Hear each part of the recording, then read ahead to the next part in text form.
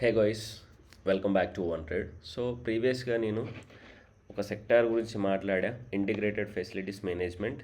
ఇది చూడండి first video. తర్వాత ఫ్యూచర్ మల్టీబ్యాగర్ స్టాక్ అని, దీంట్లో నుంచి నేను పిక్ చేసుకున్న first stock crystal integrated services. Second stock ఇప్పుడు మనం మాట్లాడుతుంది అప్డేటర్ సర్వీసెస్. మీకు ఫుల్ అనాలిసిస్ కావాలి సెక్టార్ గురించి అనుకుంటే ఇది ఒకసారి చూడండి. ఈ స్టాక్లో కూడా కొన్ని ఇంపార్టెంట్ పాయింట్స్ చెప్పా, అది చూడండి. ఇప్పుడు చెప్తున్న దాంట్లో ఓవర్వ్యూ ఓన్లీ కంపెనీ గురించి మాత్రమే మాట్లాడుతున్నా, సెక్టార్ గురించి ఆల్రెడీ మాట్లాడే కాబట్టి డబుల్ అవుతుంది, ఇక్కడ వాడట్లేదు. సో ఇక్కడ కూడా కొంచెం కవర్ చేస్తాం సర్వీసెస్ ఏముంటాయి అనే వాటి గురించి. సో ఓకే, ఇప్పుడు మనం వీడియోలోకి వెళ్దాం. సో కంటెంట్స్ ఏంటంటే who we are, business, future scope, technical analysis. వీటి గురించి మనం టెక్నికల్ అనాలిసిస్ బై చార్ట్ మాట్లాడతా, ఫ్యూచర్ స్కోప్ ఫండమెంటల్స్ గురించి, ఫైనాన్షియల్స్ గురించి కూడా మనం మాట్లాడదాం. Okay, next who we are. ఇక్కడ మీకు ఒకసారి ఫొటోస్ చూస్తే మీకు అర్థమవుతుంది అన్నట్టు. సో ఇండస్ట్రీ కానీ, నెక్స్ట్ ఎయిర్పోర్ట్స్ కానీ, నెక్స్ట్ వేర్ హౌసెస్ కానీ, నెక్స్ట్ ఈ బిజినెస్ ఇంటర్వ్యూ లుక్స్ ఉంది కదా, ఇలా కానీ. సో వీళ్ళు బిజినెస్కి కానీ లేకపోతే ఇన్ హౌస్ హోల్డ్కి కానీ వీళ్ళు సర్వీస్ ప్రొవైడ్ చేస్తూ ఉంటారు. నేను ఆల్రెడీ సెక్టార్ వీడియోలో మాట్లాడి, ఫ్యూచర్లో మనం కూర్చున్న దగ్గరికే ఈవెన్ ఫుడ్ కూడా తీసుకొచ్చి పెట్టే విధంగా జనాలం తయారవుతున్నాం కాబట్టి వాళ్ళ బిజినెస్ స్కోప్ ఉండే ఛాన్సెస్ చాలా ఎక్కువ ఉన్నాయి. నేను ఇక్కడే ఉంటా, తీసుకొచ్చి పెట్టు అనే విధంగా ఉంటుంది అన్నట్టు. యాక్చువల్గా అబౌటస్ వీళ్ళ గురించి మనం మాట్లాడితే, so leading integrated business services platform, next unique mix of business transforming from only IFM to integrated platform with BSS.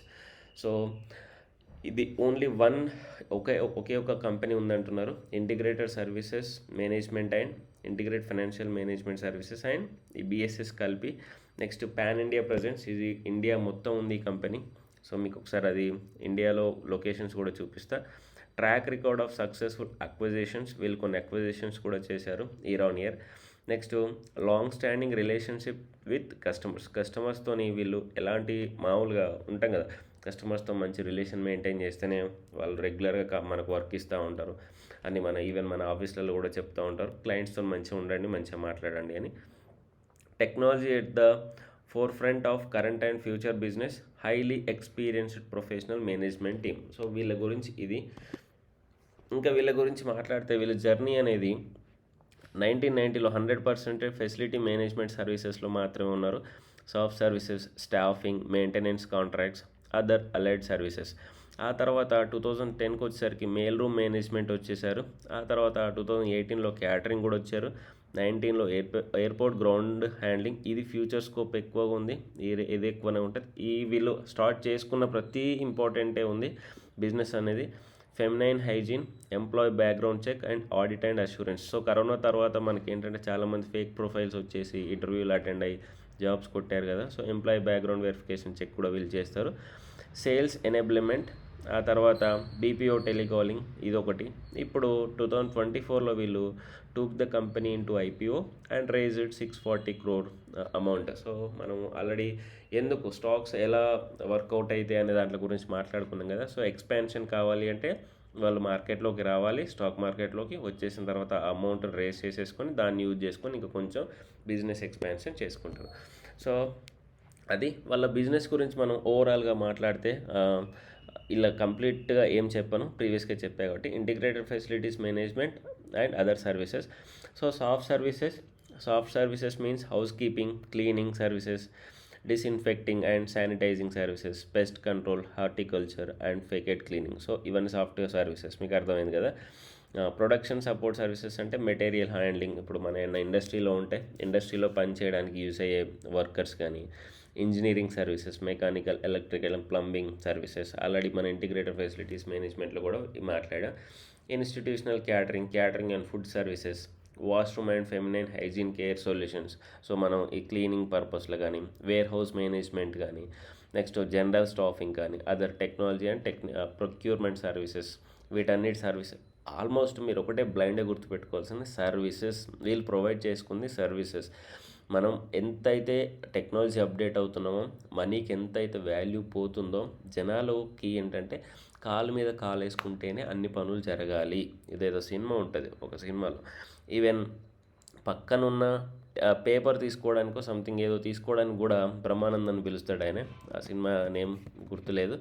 So నెక్స్ట్ది ఏంటంటే ఇంటిగ్రేట్ ఐఎఫ్ఎంతో సహా BSS, business support services, so sales enablement services ఒకటి కానీ, ఆడిట్ అండ్ అష్యూరెన్స్ ఆల్రెడీ మాట్లాడుకున్నాం, employee background verification check services, airport ground handling services కానీ, mail room management and niche logistic and transport solutions, వీళ్ళు దీంట్లో కూడా ఉన్నారు. సో ఇవంతా ఏంటంటే ఫ్యూచర్ స్కోప్ పైన డిపెండ్ అయి ఉండేవి. ఇవన్నీ ఫ్యూచర్ స్కోప్ పైన డిపెండ్ అయి ఉండడం వల్ల ఇది మంచి గ్రోత్ ఉంటుంది ఒక స్టాక్కి అనుకుంటున్నా.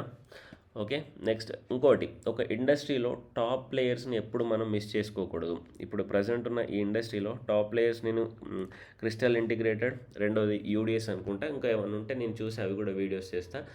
ఇండస్ట్రీలో టాప్ ప్లేయర్స్ ఎప్పుడూ వదులుకోకూడదు. ఇప్పుడు ఐటీ తీసుకోండి, టీసీఎస్, ఇన్ఫోసిస్, టెక్ మహేంద్ర, ఎల్ఎన్టీ. సో ఇలా అయితే ఎలానో బ్యాంకులో అయితే ICICI, HDFC.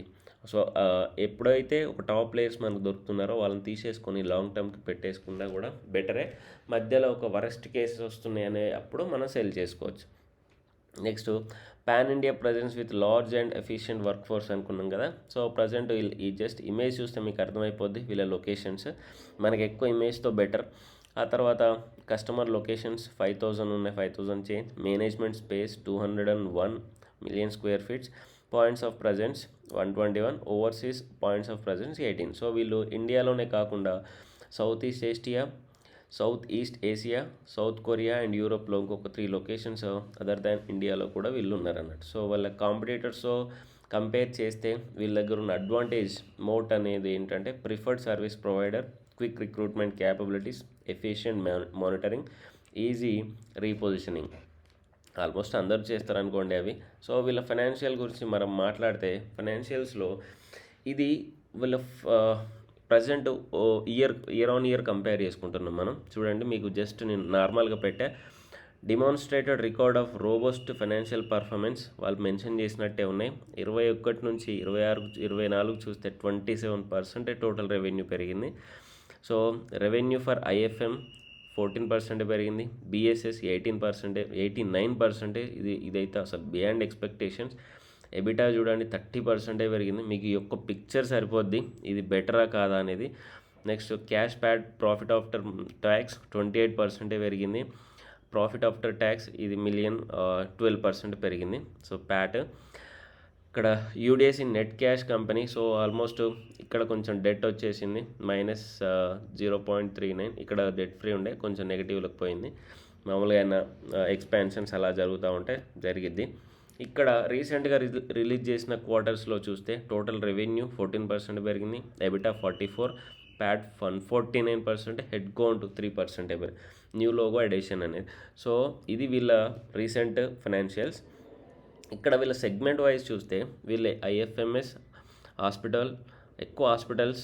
Next IFMS hospitals, ఎఫ్&బి, అదర్స్. సో తర్వాత దీంట్లో ఇదేంటంటే సెక్టార్ వైజ్, ఇంకా సెక్టార్లో ఏమేమి ఉన్నాయి, education, health care, hospitality, real estate, other, ITES, industrials. So ఇవన్నీ మనకు సెక్టార్ వైజ్గా.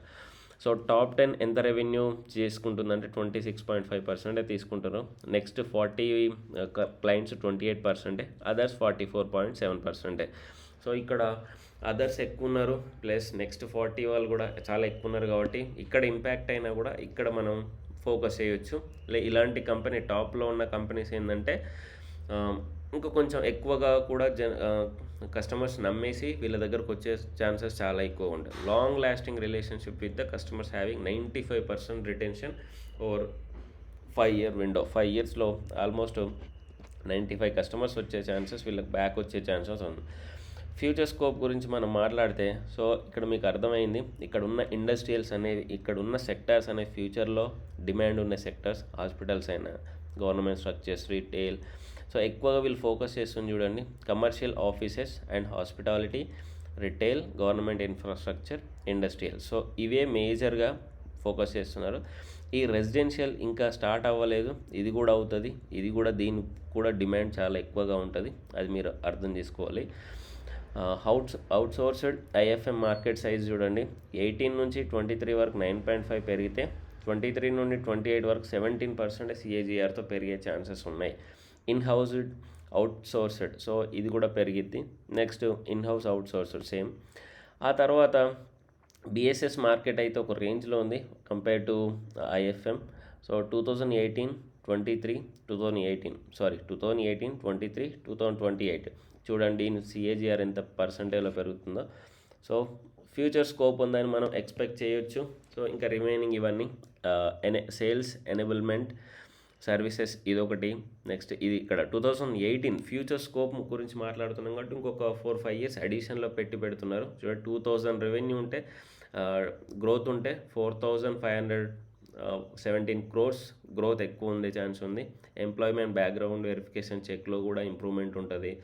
మెయిల్ రూమ్ వేర్ హౌస్ దాంట్లో ఇంప్రూవ్మెంట్ ఉంటుంది. బిజినెస్ ప్రాసెస్ ఆడిట్ సర్వీసెస్లో ఇంప్రూవ్మెంట్ ఉంది. ఎయిర్పోర్ట్ గ్రౌండ్ హ్యాండ్లింగ్ ఇదైతే ఇంకా నేనైతే ఎక్కువ స్కోప్ దీని మీద ఉంటుంది అని అనుకుంటున్నా. చూద్దాం, అన్నీ బాగానే ఉన్నాయి దీని రిజల్ట్స్ అయితే. ఆ తర్వాత కాంపిటీటర్స్తో కంపేర్ చేస్తే ఆల్మోస్ట్ అన్ని సర్వీసెస్ ప్రొవైడ్ చేస్తున్నారని చెప్తున్నారు. ఫండమెంటల్స్ కూడా ఒకసారి చూస్తే Updater services limited, market cap 2841, so small cap అనుకోవచ్చు దీన్ని.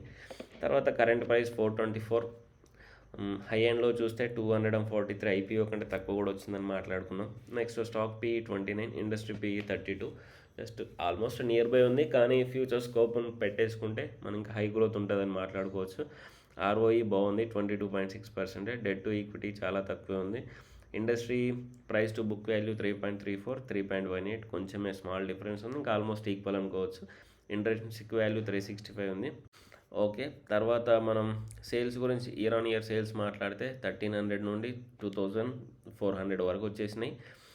తర్వాత ఆపరేటింగ్ ప్రాఫిట్ చూస్తే 72 నుంచి 231, ఆపరేటింగ్ ప్రాఫిట్ మార్జిన్ చూస్తే 5% to 9%, ఓవరాల్గా బాగానే ఉంది. నెక్స్ట్ నెట్ ప్రాఫిట్ కూడా చూస్తే పర్లేదు, 41 నుంచి 64 వరకు పెట్టేశారు. ఇంకా ROE ROCE అనేది CAGR బాగానే ఉంది. ఫిక్స్డ్ అసెట్స్ కూడా 85 నుంచి 357 వరకు వచ్చేసినాయి.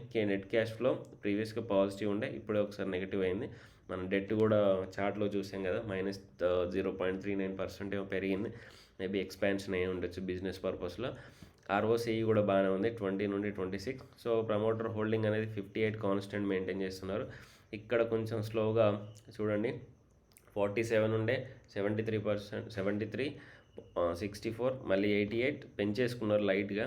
సో FIS ఏం పెంచుకోలేదు, తగ్గించేసుకారు. DIS మాత్రం పెంచారు. Okay, next technical analysis. ఒకసారి టెక్నికల్ అనాలిసిస్ చూస్తే, సో IPO వచ్చినప్పటి నుంచి ఆల్మోస్ట్ 285 దగ్గర లిస్ట్ అవుతే స్టాక్ అక్కడే కన్సోలిడేషన్లో ఉంది. అంటే కొంచెం పెరిగింది, కానీ దీని గురించి మాట్లాడదాం.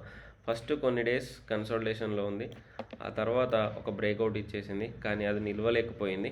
మళ్ళీ IPO కంటే తక్కువ వచ్చేసింది.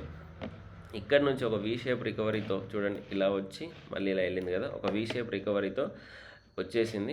ఆ తర్వాత ఇంకొంచెం స్టేబుల్ అయ్యి ఇప్పుడు దీన్ని బ్రేక్అవుట్ చేసేసి రీటెస్ట్కి వచ్చేసి స్టాక్ పెరిగే ఛాన్స్ ఉంది అని నేను అనుకుంటున్నా. It's completely my opinion. I'm not recommended any stock to buy or sell. So ఇక్కడ నుంచి స్టాక్ పెరుగుతుంది అంటే చెప్పలేము, పెరగవచ్చు. ఫండమెంటల్స్గా అయితే బాగానే ఉంది. నేనైతే ఫ్యూచర్ స్కోప్ ఎక్స్పెక్ట్ చేస్తున్నా. నేను ఆల్రెడీ తీసేసుకున్నా. ఇక్కడ నుంచి హయ్యర్ హైస్ మేక్ చేసే ఛాన్స్ ఉంటుంది. ఒకేసారి ఇన్వెస్ట్మెంట్ పెట్టాలంటే 100% ఒకేసారి పెట్టకూడదు. సో స్లోగా మీకు ఎంతైతే మీరు బేర్ చేయగలరో అంత పెట్టండి. మళ్ళీ ఏమైనా ఫాల్ వచ్చినప్పుడు మళ్ళీ పెట్టండి. మీరైతే చూశారు కదా, 2028 వరకు ఈ స్టాక్ ఇండస్ట్రీలో టాప్ స్టాక్ కాబట్టి క్రిస్టల్ అండ్ UDS ఇక్కడ నుంచి పెరిగే ఛాన్స్ చాలా ఎక్కువ ఉంది. నేను కూడా లాంగ్ టర్మ్ స్కోప్లో చూస్తున్నా. 24 కాబట్టి 28 వరకు మంచి బిజినెస్ ఇస్తున్నారు అని మనం ఎక్స్పెక్ట్ చేయొచ్చు. Thank you. జై హింద్.